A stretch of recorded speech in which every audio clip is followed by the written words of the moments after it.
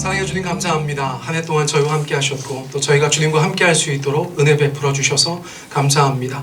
한 해의 마지막 주일 예배를 주님 앞에 올려드립니다. 주께서 받아주시고 흠양하여 주시옵소서.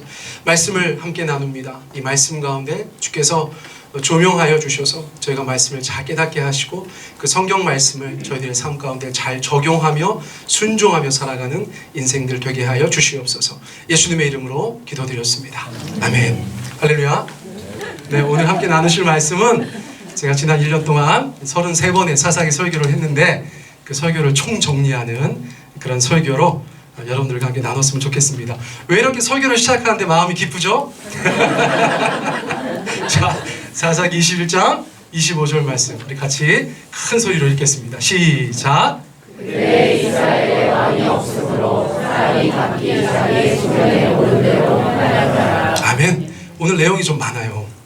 설교라기보단 약간 세미나 같은 느낌이 있으실 수도 있어요. 그러니까 오늘은 여러분들께서 정보를 습득하신다. 동시에 지난 1년간 들었던 사사기 설교를 계속 떠올리시면서 그것들을 정리해 나가시기를 간절히 바랍니다. 자, 사사기 명칭의 유래 제가 여러 차례 말씀드렸어요. 사사기 한자로 저렇게 쓰고 영어로 저렇게 쓰는데 중세시대에 가톨릭 교회가 라틴어 성경을 가장 중시했어요. 라틴어 성경만 하나님의 말씀이다. 그렇게까지 말하기도 했어요. 그 라틴어 성경에서 판관들의 책이다라고 오늘날 사사기 그렇게 명명했어요. 그래서 그 이후로부터는 계속해서 사사기라고 번역을 하였습니다. 여러분들께서 그 명칭의 유래를 기억하셨으면 좋겠어요. 그러면 사사기가 어느 시대의 이야기냐? 자, 사사기 1장 1절 읽어보시겠어요? 시작. 여호수아가 죽은 후에 저희가 예배 시작하면서 성경 통독했는데 여호수아서 23장 말씀을 했어요. 24장은 송구영신 예배 때 읽을 거예요. 내년 신년부터는 다른 성경 저희가 합독할 거예요. 그러므로 여호수아가 마지막에 이제 내가 늙었다. 그리고 24장에서 돌아가시는 장면이 나오는데 그 후부터가 사사 시대예요. 그러므로 사사기는 그때부터 기록되었어요. 그리고 나서 언제까지인가? 사무엘상 8장 5절이요. 시작. 이스라엘 모든 장로가 모여 우리에게 왕을 세워 우리를 다스리게 하소서. 세월이 많이 지났는데 이스라엘 백성들이 자기들만 왕이 없어. 인간 왕이 없어. 다른 나라들은 다 왕을 세워가지고 굉장히 뭔가 강력하고 일사불란하게 움직이는 것처럼 보이니까 그게 부러웠던 거예요. 그래서 우리도 왕을 달라고 막 부르짖죠. 하나님께서 탐탁지 않으셨지만 그냥 허락하셨어요. 자, 그래서 왕정시대가 시작되죠. 그래서 여호수아가 죽은 이후부터 왕정시대가 시작될 때까지 그것을 사사시대라고 얘기할 수 있어요. 그럼 마지막 사사가 누군지 아세요 혹시? 제가 종종 말씀드렸지만 사무엘이에요. 사무엘. 네. 그래서 사무엘이 마지막 사사고 그 다음에 사울 왕이 들어서서 시대가 바뀐다고 말씀드릴 수가 있겠습니다. 그러므로 기원전 14세기 정도부터 11세기까지 아주 오래전 이야기예요. 그 300년 정도의 기간이 바로 사사기의 연대다라고 저희가 이해하시면 되겠습니다. 자, 그래서 지난 33번의 설교를 통해서 계속해서 반복되었던 중요 메시지는 뭐냐면 바로 이것입니다. 자, 사사기 21장 25절 오늘 본문 말씀이기도 하지만 다시 한번 읽습니다. 시작. 그때 이스라엘에 왕이 없으므로 사람이 각기 자기의 소견에 오른 대로 행하였더라. 가로친 저 두 내용이 핵심적인 내용이에요. 왕이 없는 것, 그러므로 왕이 없으므로 자기 마음대로 행한 것. 소견에 행했다는 것이 굉장히 고상하지만 그냥 평범하게 얘기하면 자기 마음대로 행했다. 이렇게 이해할 수 있는 것이죠. 자세한 것은 또 뒤에 다루겠습니다. 자, 사사 개념 정리가 필요하죠. 자, 사사가 히브리 말로 뭐라고요? 쇼페트. 자, 따라해 보시겠어요? 쇼페트. 네, 물론 뭐 그분들이 들으실 때는 뭐 발음이 이상하겠죠. 그렇죠? 사장님 나빠요. 이렇게 들리겠죠. 그러나 어쨌거나 쇼페트예요. 쇼페트. 자, 암기하시고 다른 교회 가서 자랑하시기 바랍니다. 교회 다니는 사람들 만나서 너 사사가 히브리 말로 뭔지 알아? 쇼페트야. 이렇게 하면 얼마나 미워하겠어요. 그렇죠? 꼴 보기 싫다고. 잘못 외워가지고 피노키오 제페트 뭐 이렇게 하면 안 돼요. 아시겠죠? 쇼페트. 자, 그래서 사사기에 몇 명의 사사가 등장합니까? 12명의 사사가 등장합니다. 자, 어떻게 구분된다고 말씀드렸어요? 대사사와 소사사로 구분된다고 말씀드렸어요. 여러분, 은혜교회 박동준 목사님, 세종배단이 남보현 목사, 그리고 세종새누리교회 김태홍 목사가 셋이 모임을 갔는데 모임 이름이 뭔지 아세요? 대중소입니다. 대중소. 여러분 저는 뭘까요? 저는 중이에요. 중. 은혜교회 박동준 목사님께서 세종새누리 김태홍 소. 그래서 저희가 대중소 모임, 그렇게 카톡방에 대중소라고 써 있어요. 그래서 여러분 대사사는 뭐예요? 등치가 컸던 사사들이에요? 아니에요. 성경에 분량이 많은 사람들이에요. 소사사는 뭐예요? 업적이 형편없어요? 하나님 앞에 별로였어요? 아니에요. 그냥 분량이 적은 분들이에요. 예를 들어서 기도원 같은 분들은 굉장히 많이 나오죠. 3, 4장 등장합니다. 삼갈 같은 분은 한두 줄 그렇게 나오는 것이죠. 그래서 그 분량에 따라서 대사사, 소사사 나눈다고 말씀드렸어요. 자, 어떤 뜻을 갖고 있어요? 사사가? 자, 읽어보세요. 시작. 다스리는 자, 재판하는 자, 지도자. 그런 뜻을 가지고 있어요. 쇼페트라는 말이. 그런데 단순히 재판관이라기보다 좀 더 넓은 의미를 가지고 있었던 것 같아요. 제가 드보라 설교할 때 말씀드렸는데 거의 성경에 기록되어져 있는 재판관은 드보라가 유일합니다. 물론 나중에 사무엘도 재판하죠. 그러나 사사기에 기록되어져 있는 인물은 아니기 때문에 사사기에서만 보면 재판했다고 나오는 분이 드보라밖에 없어요. 그럼 다른 분들은 뭐 했어요? 군사, 정치적 지도자로서 더 도드라지게 묘사되는 것을 저희가 볼 수 있죠. 그래서 판관, 사사라는 말이 주는 어떤 의미가 있지만 실제적으로는 군사 지도자, 정치 지도자의 역할을 많이 감당했다. 그렇게 정리하시면 되겠습니다. 그런데 사사의 한계가 있어요. 사사의 한계. 여러분들이 모세나 여호수아를 생각하면 어떤 느낌이 드세요? 한마디로 말하면 그분들은 전국구 지도자라고 얘기할 수 있어요. 전국구 지도자. 그런데 사사는요, 지역구 지도자입니다. 지역구 지도자. 모세와 여호수아가 12지파를 다 지도하였다면 사사기에 기록되어져 있는 사사들은 주로 자기가 속한 지파에서 영향력을 행사하는 것을 볼 수 있어요. 그러므로 모세와 여호수아가 나타나는 성경에서는 항상 이스라엘이죠. 이스라엘. 그런데 사사기에서는 그 사사가 등장할 때 어떤 지파가 많이 등장하는 그런 경향을 보이는 것입니다. 자, 이제는 사사 시대의 특징을 살펴볼 거예요. 여러분, 사사 시대라고 말씀드렸어요. 사사기의 특징은 나중에 또 다루고 사사 시대의 특징이 있었다. 공동체성과 관련하여서 사사 시대는 어떤 특징을 가지고 있었는가? 여러분, 교회는 그 카테고리가 조직에 가깝습니까? 공동체에 가깝습니까? 공동체에 가깝죠. 여러분, 무기물에 가깝습니까? 유기물에 가깝습니까? 우리는 살아있는 존재에 가까운 것입니다. 건물이 교회가 아니라고 누누이 말씀드려도 사람들은 그 건물이나 시설에 마음을 빼앗기게 되어 있어요. 그런데 항상 우리 자신이 스스로 자기에게 말해야 돼요. 교회는 신자들의 공동체예요. 여러분, 예를 들어서 세종배단교회가 우리의 신앙의 털을 옮길 수 있을까요? 없을까요? 옮길 수 있어요. 여러분, 그거를 늘 생각하셔야 돼요. 우리가 월세야. 교회 오시는 분들마다 교회가 너무 좋아요. 목사님 돈이 많으신가 봐요. 자꾸 이런 얘기 할 때마다 마음이 무너져요. 월세입니다. 월세. 하나님께서 정말 어떻게 하실지 아무도 몰라요. 그래서 저희가 다른 지역으로 가요. 그러더라도 여러분 이 교회 구성원이신 줄 믿습니다. 서울로 이사 가셔서 오늘 오셨어. 또 교회 방문해 주셨어. 얼마나 감사한지 몰라요. 예. 이사 안 가도 안 나오는 분도 계신데 이사를 가도. 자, 그래서 공동체성이 얼마나 중요한지 모른다. 그런데 사사기에서는 그 공동체성이 점점점 무너지는 모양새다. 그거예요. 사사기는 반면교사예요. 반면교사. 그걸 보고 따라가라는 성경이 아니라 그걸 보고 그러지 말라는 성경이라는 거예요. 그런데 사사기에서 공동체성이 계속 무너집니다. 자, 일단 아주 단일한 공동체였다가 가나안 땅에 들어와서 이제 지파체제로 되니까 좀 느슨한 공동체가 되었어요. 그래서 외적이 침입하면 어떻게 한다고 말씀드렸어요. 자, 예를 들어서 유다 지파 쪽으로 외적이 침입하였어요. 그럼 첫 번째 누가 상대합니까? 외적을? 당연히 유다 지파가 상대하는 거죠. 자기 코앞에서 칼 들고 외적이 들어오니까 먼저 상대하지만 전령을 보내거나 나팔을 불어서 12지파에게 다 알리는 거예요. 우리 지파에 외적이 침입한 것이 아니다. 이스라엘에 침입한 것이다 라는 것을 알리는 것이죠. 자, 그러면 그 소식을 들은 사람들이 어떻게 했어요? 선별적으로 지원을 해요. 처음에는 11지파가 다 몰려왔어. 근데 가면 갈수록 어떤 일이 벌어져요? 선별합니다. 선별. 어떤 사람들은 오고 어떤 사람들은 안 오는 일이 벌어진다는 거예요. 무슨 뜻이에요? 공동체성이 점점점 약화되는 것이에요. 교회도 마찬가지입니다. 개척하고 처음에 교회 분위기 좋을 때는 뭐 정말 니께 내 거고 내 거 네 거고 우리가 형제고 우리가 자매고 뭐 그렇게 결속력이 있잖아요. 그렇죠?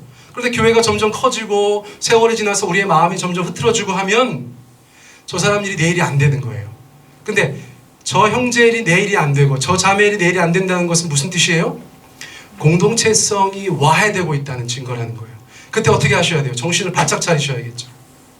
목장 리더들이나 목사들이나 아니면 기타 더 여러 많은 리더들이 정신을 차리고 그 성령께서 하나 되게 하신 것을 힘써 지켜야 되는 것이 바로 공동체의 사명이라는 것입니다. 그런데 이스라엘 백성들은 점점 그것을 감당하지 못해요. 그래서 하나 되지 못하다가 마지막 최근에 저희가 다루었던 본문들 중에서는 어떤 사건이 마지막 사건이었어요? 지파 간의 전쟁이죠. 지파 간의 전쟁. 자, 사사기가 우리 가운데 보여주는 공동체성의 메시지는 뭐냐? 하나님 안에 있는 사람들은 그 공동체성이 남다르다. 하나님을 떠난 사람들은 그 공동체성이 망가지는데 어디까지 망가진다? 분열이죠, 분열. 깨지는 거예요. 서로가 서로에게 칼을 들고 서로가 서로를 사륙하는 그런 일까지 벌어졌다. 그래서 교회도 그렇게 하라는 거예요. 하나님의 말씀에 기록되어져 있으니까. 자, 감비아 목장하고 러시아 목장하고 전쟁을 하는 거야. 까상 목장하고 터키 목장하고 막 싸우라는 거예요. 그러면 안 된다는 거죠. 공동체성을 함께 지켜나가야 된다는 것이죠. 사사시대 메시지 바로 그것입니다. 자, 지도력과 관련하여서 사사시대가 우리 가운데 말씀해 주는 게 있어요. 자, 첫 번째 줄 읽어보세요. 시작. 이스라엘 전체를 다스리는 지도자가 없음. 아까 말씀드린 그 내용이죠. 자, 두 번째 줄 읽어보시겠어요? 시작. 지도자들의 수준이 날이 갈수록 형편없음. 자, 일단 왜 형편없어졌는지가 세 번째 줄이에요. 읽어보시겠습니다. 시작. 갈수록 이방 문화의 영향을 받아 세속화되었다는 거예요. 거룩하게 자기를 지키고 하나님 앞에 붙어서 정말 그분이 주시는 생명의 그 진액을 빨아먹으면서 내가 성도로서 신자로서 하나님의 백성으로서 열매를 맺어가는 그런 공동체 안에서 하나님이 세우시는 지도자들이면 상태가 좋겠죠. 제가 늘 말씀드립니다. 한국교회 지도자들이 너무너무 형편없다고 손가락질하는 사람들, 자기가 훌륭한 사람이 돼야 된다고 말씀드렸어요. 자기가. 한국교회 지도자들이 엉망인 이유는 뭐예요? 한국교회 전체가 엉망이기 때문에 그런 거예요. 왜 하나님이 기드온같이 겁쟁이를 세울 수밖에 없었다고 말씀드렸어요? 왜 하나님께서 입다 같은 건달을 쓰셨어요? 왜 하나님께서 삼손 같은 바람둥이를 쓰실 수밖에 없었어요? 사회 전체가 형편없어요. 그 이스라엘 전체가 형편없어요. 그러니까 그 중에서 그 사람을 들어서 하나님께서 힘주시고 능력 주셔서 그 하나님의 백성을 구원하게 하시는 그 하나님의 그 간절한 마음을 여러분 우리가 사사기를 통해서 배울 수 있어야 되는 줄 믿습니다. 자, 그런데 지도자들의 수준이 날이 갈수록 형편없으니까 제가 앞서 말씀드린 그런 기드온이나 입다나 삼손같이 전력이 별로인 사람들, 그렇죠? 그 이력이나 삶의 모양새도 별로인 사람들까지도 하나님께서 쓰시는 모습 속에서 또 한편 우리는 소망을 보는 거죠. 우리 같은 사람들도 주님께서 쓰실 수 있구나. 그것을 저희가 알게 된다는 것이에요.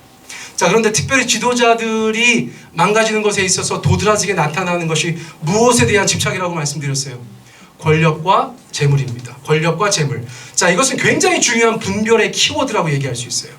여러분 주변에 어떤 영적인 지도자들이라고 하는 사람들이, 목회자라고 하는 분들이, 종교 지도자라고 하는 분들이 권력과 재물에 점점점 관심을 갖는다 하면 여러분들 옳다구나 하셔야 되는 거예요. 예외가 없어요. 여러분 성경에서 예외가 있어요? 권력과 재물을 막 가지고 나서도 끝까지 성군이었던 사람, 여러분 정말 가뭄에 콩나듯이죠. 그래서 제가 시대를 분별하는 키워드로서 저거를 말씀드리는 거예요. 뭐라고 말하든 무슨 멋진 글을 쓰든 어떤 사회 봉사를 하든 자기 자신을 어떻게 포장하든 간에 그 이면을 바라보니 그가 힘과 숫자와 재물에 오히려 관심을 가지고 그것을 위해서 나머지 일들을 하는 것처럼 보이면 여러분 사실 그런 분들에게서 떠나가셔야 되는 거세요. 자, 세 번째, 우리 사사시대의 영적인 특징을 좀 말씀드리고 싶어요. 영적인 특징. 10계명의 첫 계명부터 무시되던 시대였다. 하나님만 섬기라고 말씀하셨는데 여러분 예를 들어서 여러분들께서 자녀들한테 10개를 말씀하셨어. 너네가 우리 집에서 같이 지내면서 이 10가지를 지키면 좋겠다 했을 때 여러분 1번이라는 것의 의미가 무엇입니까? 가장 중요한 것이에요. 그런데 사사시대는 하나님만 섬기라는 그 첫 번째 계명이 아주 보란듯이 무시되던 시대였다는 것이죠. 그래서 하나님 안 섬기고 뭐 섬겼어요? 가나안의 잡신들, 우상들, 가짜 신들을 섬기는 것에는 왜 그렇게 열심인지, 시대가 거듭될수록, 시간이 지날수록, 하나님의 은혜를 오히려 더 많이 경험했을수록 사사시대에서는 그 잡신들과 우상들과 가짜 신들을 향한 그들의 마음이 더 불탔다는 아이러니를 저희가 발견하게 되는 것입니다. 자, 그런데 왜 그랬는가 저희가 진단해 보니까 세 번째 줄 읽어보시겠어요? 시작. 사회 전반의 말씀에 대한 무지함이 있었다는 거예요.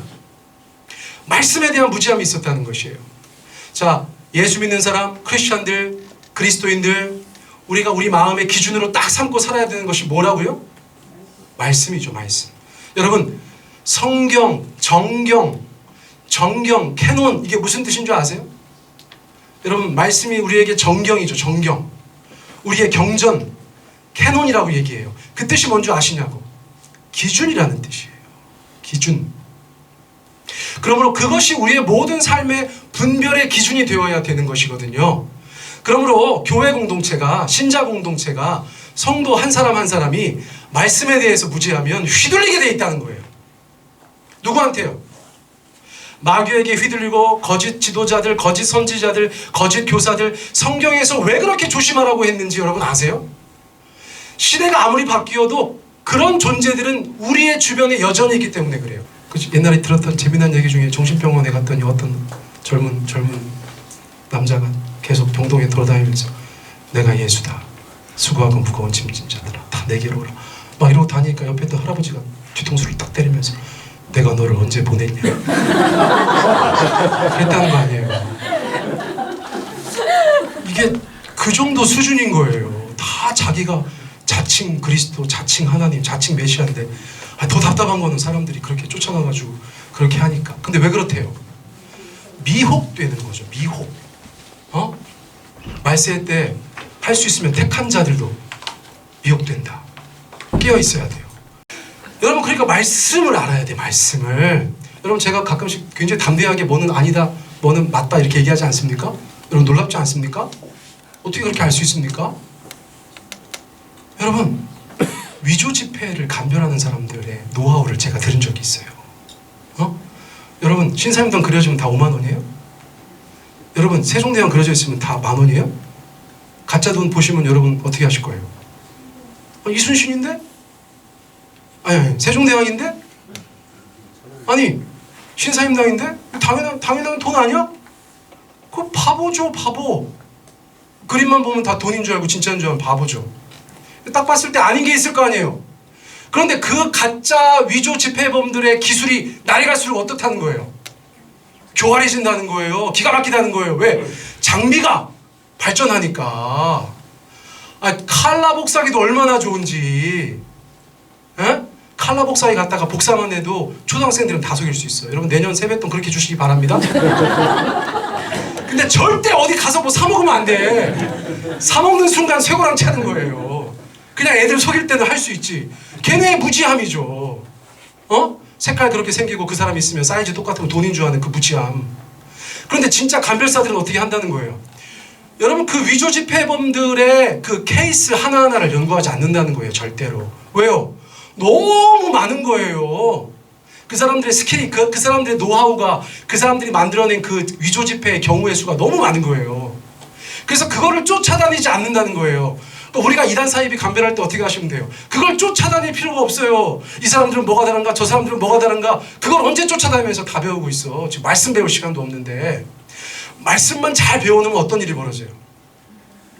가짜가 딱 왔어. 아주 교묘해. 그런데 이거 내가 볼 때 이거 진짜 이거 어린애들하고 아주 노인들을 속일 수 있을 것 같은 그 정도. 근데 딱 보니까 뭐가 달라? 느낌이 다른 거예요. 여러분 영화 같은 거 보시죠. 영화 뭐 1000억짜리 명화. 그런데 막 사람들은 그 앞에서 다 감탄하고 있는데 세계 최고의 전문가가 딱 와가지고 이건 가짜야, 이렇게 말하는 거 얼마나 멋있어요. 그래서 막 와가지고 막 박물관 관계자들이 뭐가 다르죠? 뭐가 다르죠? 나에게 주던 감흥이 사라졌어. 뭐 이런 거 아니에요.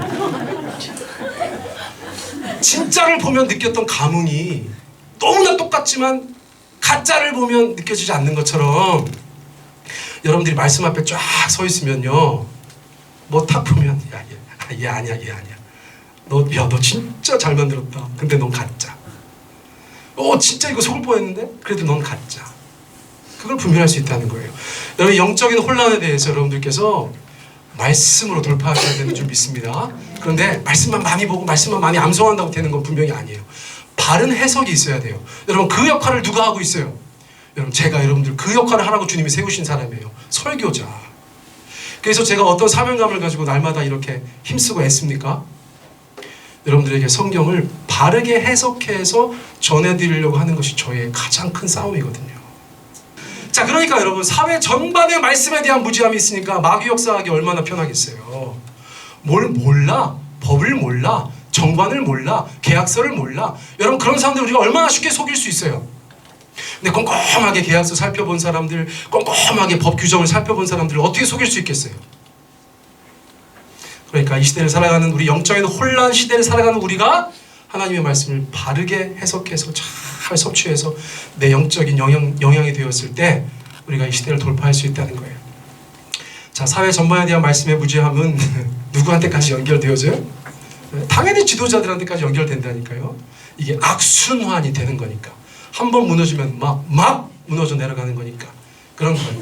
자, 그러니까 사사기에 등장하는 사람들, 레위 청년 요나단 기억나시죠? 그 레위인은 자기 자리를 지키지 못하고 방황합니다.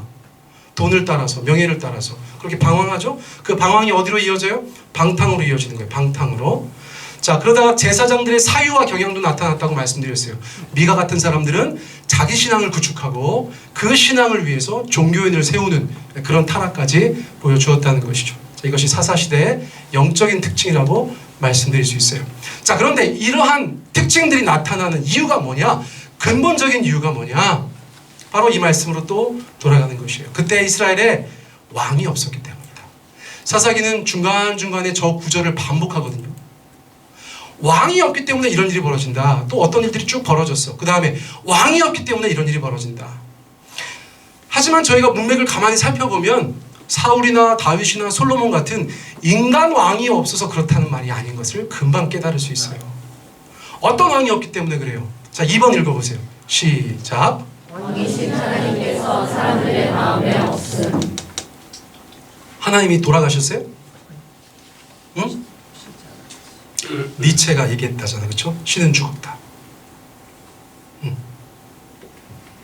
그 누가 화장실에 써놨어. 신은 죽었다. 니체.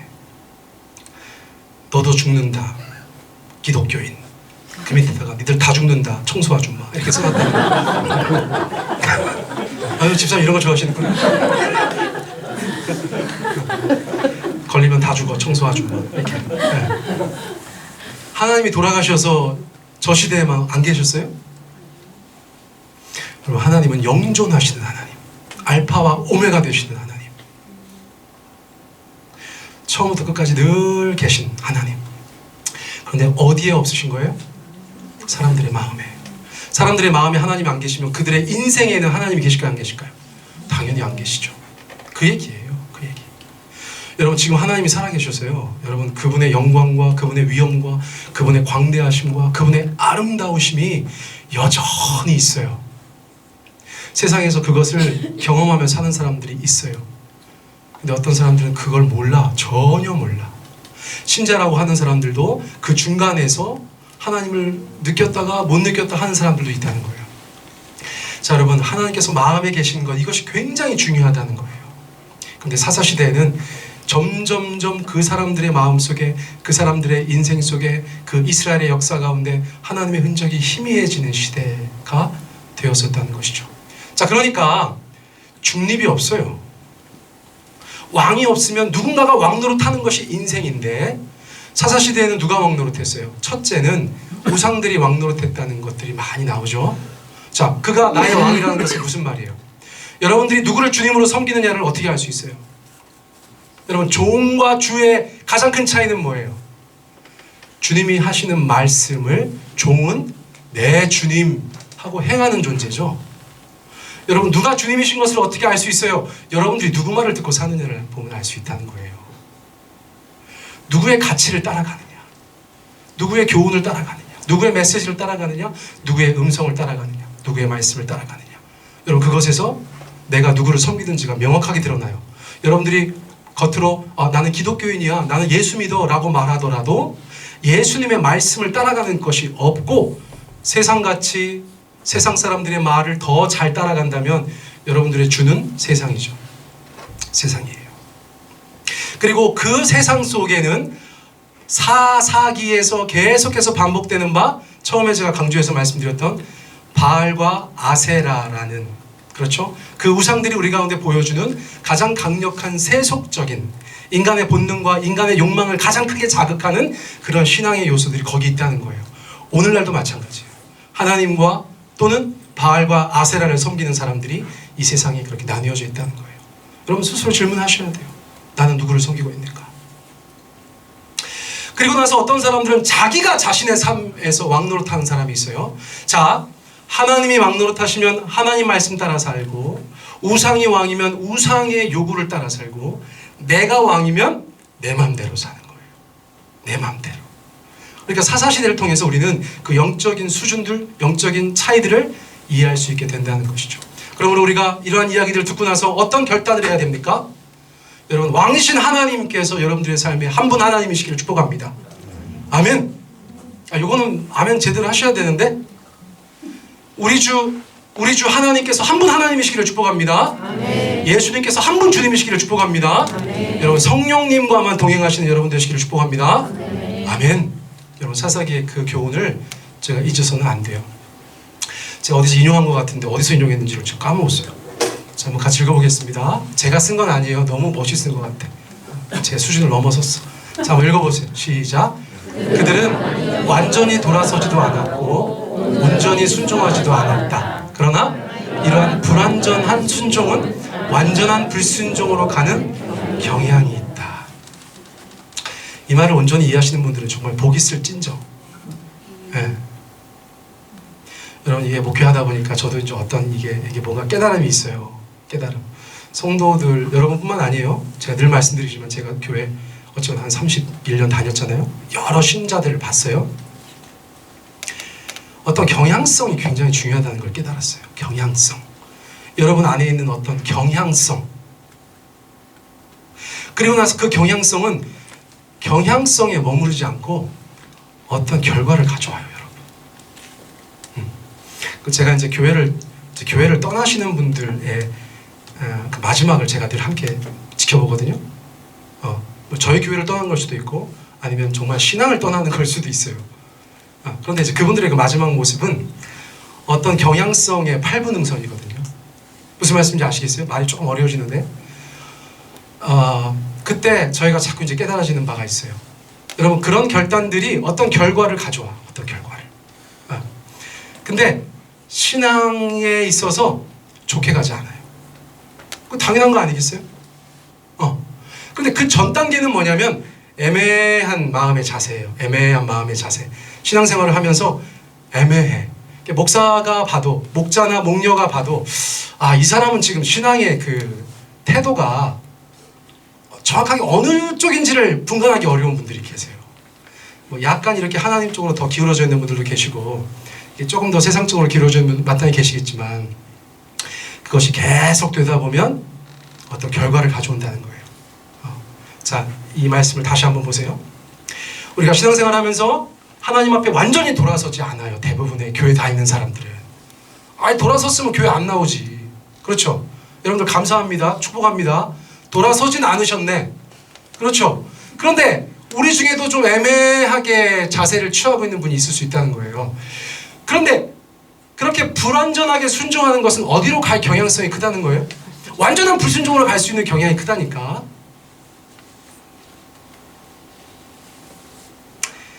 뒤에 내용이 많이 남아서 지나갑니다. 집에 가서 벽을 바라보시면서 계속 묵상하시기 바랍니다. 네. 여러분들 태도를 분명히 하셔야 돼요. 여러분들 바라보시는 그 지향점을 분명히 하셔야 돼요. 여러분 신앙을 분명히 하셔야 돼요. 2019년에 그런 거 조금 애매하셨다면 여러분 새해에는 분명히 하시기를 바랍니다. 하나님께서 간절히 원하실 거예요. 왜냐하면 그것이 위태로운 마음의 자세이기 때문에 그래요. 위태로운 마음의 자세.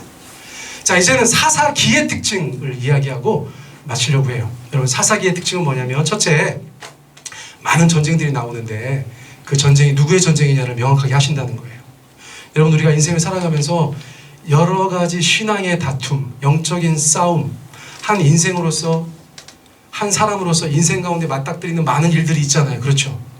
여러분 하나님의 자녀가 아닌 사람들, 예수님의 자녀가 아닌 사람들은 그 싸움이 다 누구의 몫이에요? 다 자기 거예요. 그런데 하나님의 백성, 예수 믿는 사람들은 그 싸움이 누구의 것이 되는 거예요? 여러분 이거 믿으세요? 아멘? 좀 위험하긴 하지만 이제 저희가 내년 2월부터 저기 밭에 있는 주차장을 못 쓰게 됐어요. 여러분 막 걱정이 되시죠? 또 고개를 끄덕거리시나요? 괜찮아요. 여러 가지 플랜들이 있어. B 플랜, C 플랜, D 플랜, E 플랜, F 플랜 다 있어. Z 플랜까지 다 있어. 걱정하지 마세요. 그런데 처음에 그런 얘기를 탁 들으면 어떤 생각이 들어요? 큰일 났다. 거기가 저희 메인 주차장이잖아요. 여러분 원래 그게 있었던 게 아니에요. 제가 처음에 개척하고 나서 교인 수가 점점 늘어나니까 제가 이제 막 사방으로 돌아다니면서 나름대로 이렇게 지혜를 짜내지 않았습니까? 그래서 우리 장로님께서 이거 밭을 이렇게 넣어주시면 여러 대 될 수 있겠는데 하고 제가 조심스럽게 말씀드렸더니 그렇게 승낙해 주신 거예요. 근데 계속 저렇게 두면 그 땅이 도로에 편입이 된대요. 저 땅이 한 평이 얼만데 그 수십 평을 저희가 쓰고 있잖아요. 근데 그걸 또 뺏길 수는 없잖아. 가가지고 장로님 뺏기면 어때요? 이렇게 얘기할 수 없잖아요. 그래서 알겠다고. 걱정하지 마시라고. 아니 뭐 대책이 있냐고. 미안해 죽겠다고. 대책 없죠. 그러나 아니 뭐 뜻이 있는 곳에 길이 있잖아요. 그렇죠? 또 그 싸움이 누구의 싸움이라고요? 하나님의 싸움. 조금 불편할 수는 있겠어요. 저희가. 그렇다고 주차장 큰 교회로 가실 거 아니잖아. 그렇죠? 왜 대답 안 해? 자, 그래서 따라해보세요. 대한민국에 주차 편한 교회는 없다. 따라하세요. 자, 대한민국에 주차 편한 교회는 없다. 다니셨던 교회 중에 주차 편한 교회 있었어요? 없어요. 없는 거예요. 야, 이런 깨달음을 저희가 얻네. 어딜 가도 마찬가지야. 어딜 가도. 그러나 이제 저희는 조금만 더 불편해지면 되는 거예요. 조금만 더. 아이고 감사해요. 그래서 제가 아무튼 그런 얘기 듣고 나서는 이게 신자들이 다 그런 거예요. 어떤 일이 닥치면 그 순간에는 내 싸움인 줄 알아. 그 순간에는 어떡하지? 그날 밤에 잠이 안 오는 거예요. 왜? 내 싸움인 것 같으니까. 내 싸움인 것 같으니까. 그날 밤에 또 누구 잠 못 주무신 분이 계시대. 이상호 장로님이 잠을 못 주무셨다는 거야. 새벽 1시 반까지. 이건 제가 간증인데요. 제가 이거 무슨 요일날 들었죠? 목요일날 오전에 이제 시설주께서 보자고 하시고 너무 미안한 표정을 지으시면서 예전에 이미 말씀하신 그 얘기를 다시 한번 하시는 거예요. 그래서 제가 이제 장로님 걱정하지 마시라고 하고 나서 괜찮은 줄 알았어. 근데 집에 가서 이제 잠자리에 딱 누웠더니 잠이 안 와. 어디에다 차를 대야 되지? 한 달이? 유천대가? 뭐 이러면서 제가 그 사장님들하고 친하거든요. 제가 혼밥을 다 거기 가서 하니까 가서 얘기해서 저희가 조금 렌트 주고라도 그렇게 해야 되나? 승합차를 사서 셔틀을 돌려야 되나? 뭐 이제 별별 얘기 다 하다가 1시 반이 됐어. 제가 자꾸 이렇게 뭐라고 하죠? 뒤척이니까 저희 아내가 좀 불편해하고 막 그러더라고요. 그래서 일어났어. 소파에 나왔어. 소파에 누워가지고 정신이 점점 막 똘망똘망해지는 거예요. 큰일 났어. 그 다음날 장례식 있어가지고 지방에 목사님 어머니 발인 예배 가야 되는데 막 정신이 막 똘망똘망해져가지고 큰일 났다. 누워가지고 이제 깜깜한 데서 그러고 있다 보니까 한심한 생각이 들면서 기도할 수 있는데 왜 걱정하십니까? 라는 찬송 가사가 딱 떠오르는 거예요. 기도할 수 있는데 왜 걱정하십니까? 그래서 제가 소파에서 일어났어요. 맨정신으로, 정말 맨정신으로 딱 일어나가지고 고개를 딱 숙이고 제가 하나님께 이 상황을 아뢰었어요. 이미 아시는 하나님께 상황을 아뢰었어요. 하나님, 오늘 낮에 노장로님 말씀하신 거 주님도 들으셨죠? 하나님, 저희가 이제 곧 주차 공간이 부족해집니다. 하나님께서 주차 공간을, 제가 기도하는데 여러분 믿으실려나 모르겠어. 제가 마취 주사를 맞은 것 같은 느낌을 받았어요. 마취 주사. 왜요? 잠이 쏟아지는 거예요. 갑자기 잠이 쏟아지는데 제가 사실은 어떻게 잠들었나 기억이 안 날 만큼 기도하다가 쓰러져서 잤어요. 아침 일어났더니 6시 반이야. 추워 죽는 줄 알았네.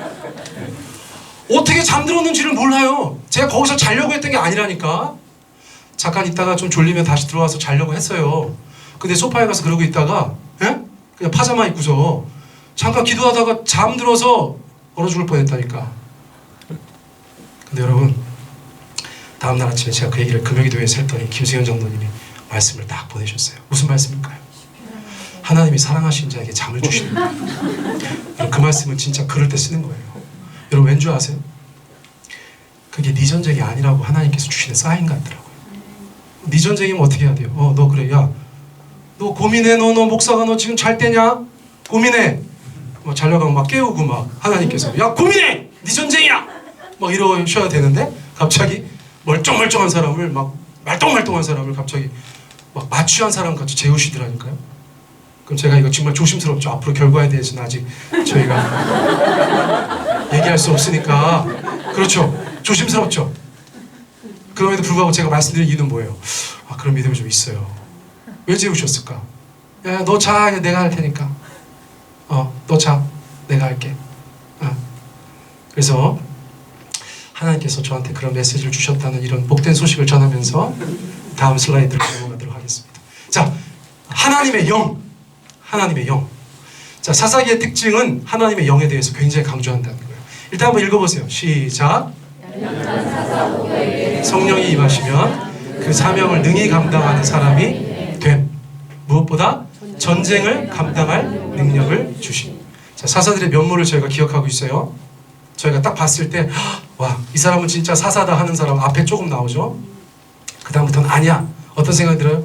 내가 해도 그보단 낫겠다. 이런 생각이 드는 그런 사람들이 있었어요. 근데 그 사람들이 하나님 앞에 쓰임 받아요, 안 쓰임 받아요? 쓰임 받죠. 어떻게 쓰임 받는 거예요? 선택, 그리고 하나님의 성령을 부어주심으로. 여러분, 기도원 같은 겁쟁이도 성령 충만하니까 그 미디안의 군대를 다 물리쳐요. 여러분, 건달 맨날 어디 가가지고 남의 돈이나 뺏었을 법한 입다라는 사람도 전쟁을 수행해서 이기게 되죠. 여러분, 삼손은 뭐예요? 아무리 힘이 있어도 어떻게 블레셋의 군대를 상대해요? 그런데 하나님께서 그에게 성령으로 힘주시자 블레셋의 군대를 이기는 그런 사람으로 쓰신다는 것이죠. 자, 공통점은 뭐예요? 사람의 어떠함이 아니다. 사람의 어떠함이 아니다. 성령께서 그를 사용하시는 것이 포인트예요. 그러므로 우리가 우리의 능력에 갇혀서 사는 분들이 안 되시기를 축복합니다. 여러분, 이게 우리의 믿음의 가장 중요한 고비 같아요. 고비. 네. 우리가 그냥 우리 사이즈에서 그렇게 지내는 거, 그것은 우리의 믿음의 고비고 어쩌면 한계일 수 있어요. 그런데 하나님께서는 하나님 크기의 것들을 구하라고 말씀하시잖아요. 이 사람들이 다 우리에게 그런 본이 되는 사람들이에요.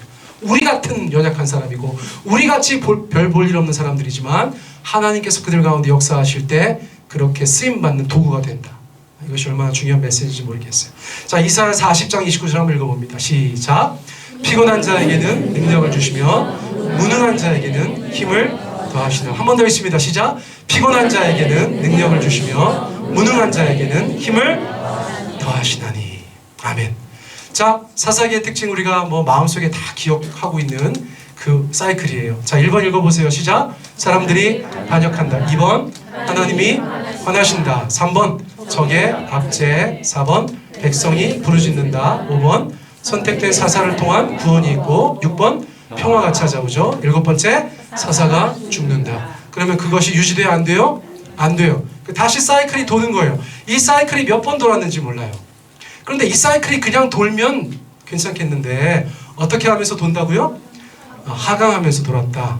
그 사사기 처음에는 그냥 봐줄만 했는데 그 점점 사이클이 나락으로 떨어져서 맨 마지막에 기록된 사사기의 내용들은 아주 처참하다. 그것을 우리 가운데 말씀해주고 그 굴러가는 그 고리를 끊지 않으면 하나님을 떠나는 인생들은 결국은 악순환의 고리에서 벗어날 수 없다. 그렇게도 이해할 수 있겠어요. 자, 이제 마지막입니다. 여러분 팀 켈러 목사님이 이제 사사기 주석 쓰시고 나서 사사기에서 기억해야 할 6가지를 얘기해 주셨는데 저도 뭐 나름대로 정리를 해볼까 하다가 너무 오래 걸릴 것 같아서 그냥 이분 거를 인용해서 대신합니다.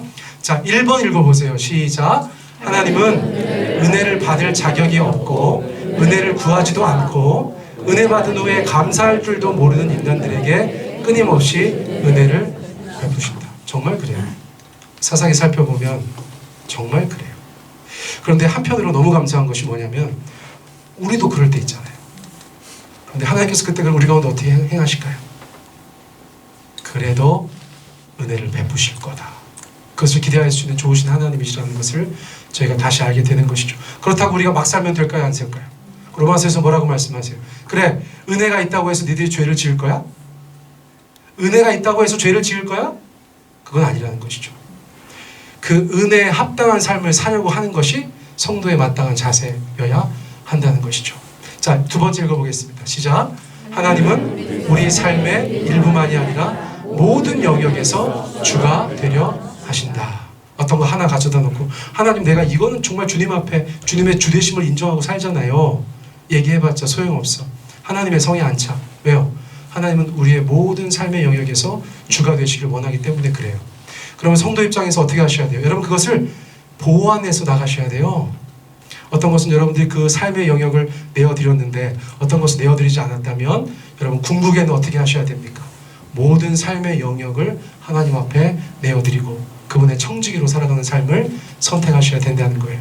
자, 3번째 읽어볼까요? 시작.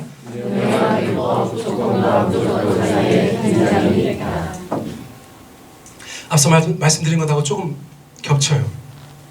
은혜가 엄청 있어. 은혜가 엄청 있어. 그럼 하나님의 말씀은 소용없어요? 아니라는 거예요. 하나님의 말씀이 있어. 근데 그 말씀을 우리가 온전히 순종하고 살지 못해. 그렇다고 은혜가 없는 거예요? 그런 건 아니라는 거죠. 여러분, 그 긴장이 우리의 삶에 늘 있잖아요. 저희가 말이 어렵지만 신앙생활에 조금 고민해 보신 분들은 저 말이 무슨 말씀인지 금방 아세요. 또 조건과 무조건의 차이도 있어요. 여러분, 하나님의 사랑은 무조건적이시죠? 그렇다고 우리는 하나님 앞에 아무 조건 없이 그분을 섬겨요? 아니죠. 하나님께서 요구하시는 바가 있다는 거예요. 그 2가지 사이에서도 긴장이 있다는 것이죠. 자, 4번째 읽어보시겠습니다. 시작. 우리에게는 지속적인 영적 갱신이 필요하다. 거기까지만 읽어보겠습니다. 여러분, 예전에 저희가 막 누구든지 은혜 받았던 때, 또 성령 충만했던 때, 하나님 앞에 아주 바람직하게 신앙생활 하던 때가 있죠. 그것이 지금까지 계속되고 계세요? 한 분이라도 그런 분 계시면 손 들어보세요. 그런 분이 없죠. 그런 분이 없어요. 자, 성경에서 아주 괜찮은 이야기들이 있어요. 사사시대에도 굉장히 마음에 드는 이야기들이 있어요. 근데 그 이야기들이 계속되지 않는다는 거예요. 그 이야기가 계속되지 않는다고 실망할 것도 없고 어떻게 하면 된다는 거예요? 영적인 갱신을 하면 된다는 거예요. 영적인 갱신. 다시 그 자리로 돌아가는 거예요. 다시 그 자리로 돌아가는 것. 개혁은 바르게 하는 것입니다. 바르게 하는 것. 잘못되어 있는 것, 그릇된 것들, 엇나간 것들을 다시 바르게 하는 것이 개혁이고, 갱신은 다시 제자리로 가는 것이 갱신이에요. 그러므로 영적인 갱신이 우리 가운데 늘 필요한 거예요. 여러분, 영적인 갱신을 원하십니까?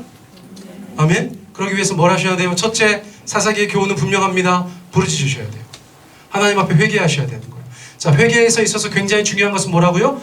방향성. 어디로 향하여 살 것이냐, 무엇을 목표로 두고 살 것이냐가 바로 회개의 문제라고 말씀드렸어요.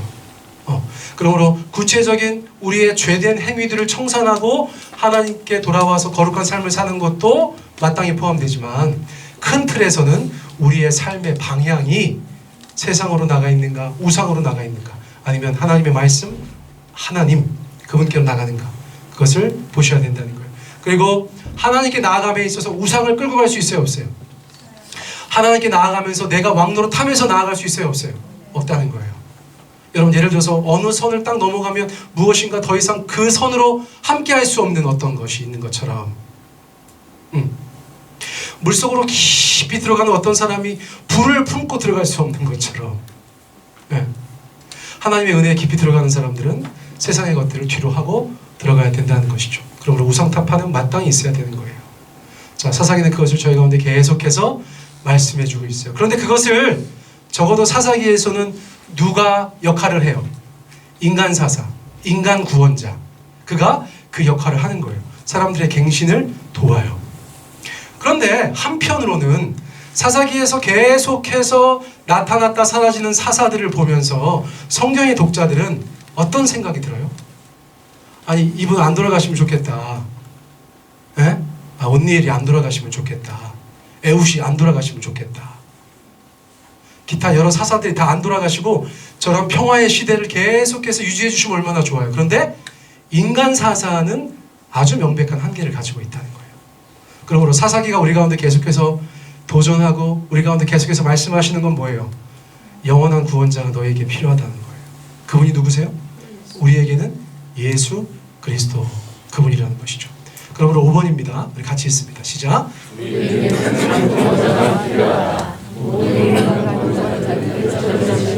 바로 그거예요. 그러기까지 이어지는 것입니다. 여러분, 우리가 어떤 인간들이 우리 가운데 도움을 줄 때 있어요. 당연하죠. 또 신자 공동체는 서로 가운데 그런 필요를 채우고 서로를 위해서 기도해주고 또 할 수 있으면 서로를 도와주는 그런 공동체여야 마땅합니다. 그러나 우리가 인간을 하나님보다 더 의지하면 주님께서 뭐라고 하세요? 이사야 말씀처럼 인생을 의지하지 말라, 그런 말씀을 주시겠죠. 가장 의지할 분, 우리가 한 분 구원자로 섬기면서 따라갈 분은 우리 예수님밖에 없기 때문에 그래요. 자, 마지막 말씀 맺습니다. 6번 시작. 우리 눈앞에 어떤 일이 벌어지고 있든 하나님이 주관하시고 다스리신다. 여러분, 사사기가 그렇게 막 완전히 망가지고 끝났어. 그럼 이스라엘은 아무 소망이 없습니까? 여러분, 이스라엘의 전성기는 그 후에 오잖아요. 그렇죠. 여러분, 저희가 정말 인생을 살다가 이제 다음에 룻기를 제가 좀 다루려고 해요. 내년부터. 룻기도 사사 시대 이야기이기 때문에 그래요. 네. 그래서 제가 룻기도 다룰 건데, 여러분, 여러 가지 힘들고 어려운 일이 다가올 때 우리가 하나님이 안 보여. 하나님께서. 그런데 이 마지막 정리가 굉장히 중요한 것입니다.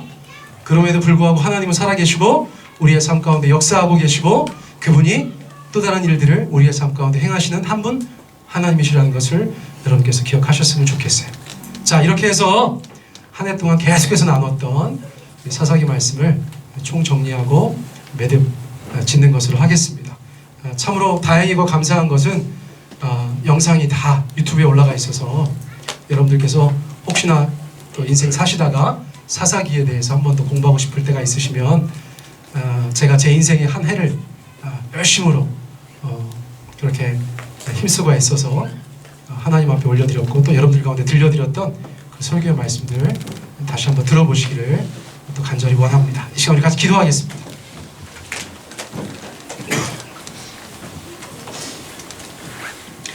우리 주님 앞에 우리 같이 기도하실 때 우리 사사기의 말씀, 우리 한 해 동안 계속해서 나눴던 그 사사기의 말씀을 우리 마음속에 한번 잘 정리하기를 원합니다. 여호수아가 죽고 이제 왕정이 시작되는 그 시대까지 그 300년의 역사를 통해서 하나님께서 우리 가운데 주시고자 하셨던 그 영적인 교훈들, 오늘 짧은 시간에 아주 분주하게 함께 정리했던 그 많은 내용들, 우리가 그것들을 가지고 기도하기를 원합니다. 하나님, 무엇보다 가장 중요한 것은 지금 내 삶에 하나님께서 왕이시냐 하는 것입니다. 하나님의 말씀이 우리의 삶 가운데 지켜지고 하나님이 가시는 대로 따라가고 하나님이 원하시는 대로 살아가는 그런 인생인지를 저희가 다시 한번 생각하게 하여 주시옵소서. 다른 신들을 따르지 않게 하여 주십시오. 내가 내 삶의 주인 되지 않게 하여 주십시오. 오직 한 분 여호와 하나님께서 나의 하나님 되어 주십시오. 예수님만 주로 고백하고 성령님만 따라가는 저희 모두가 되게 하여 주십시오. 삼위 하나님만을 하나님으로 예배하며 주님 앞에 살아가는 저희 모두가 되게 하여 주십시오. 영적인 갱신이 날마다의 삶 가운데 이루어지게 하여 주십시오. 회개하게 하여 주십시오. 아버지 앞에 부르짖게 하여 주십시오. 하나님 아버지 이전 것을 버리게 하여 주십시오. 그리고 주만 바라보게 하여 주시옵소서. 우리 그 모든 시간들 마음속에 다시 한번 생각하시면서 한 3, 4분 정도 우리 사사기 말씀 붙잡고 기도하겠습니다. 하나님 아버지 우리 가운데 함께 하신 주님을 찬양합니다.